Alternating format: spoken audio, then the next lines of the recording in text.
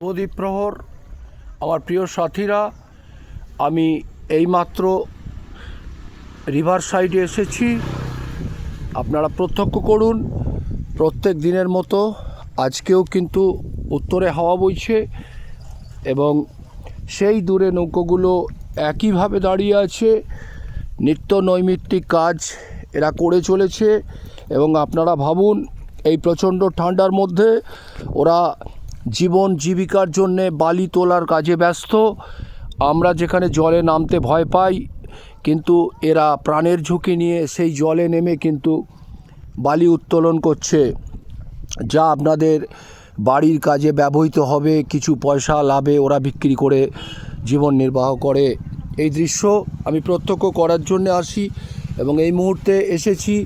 প্রচুর লোক পিকনিক করছে, আনন্দ করছে। সকলে ভালো থাকবেন, ধন্যবাদ।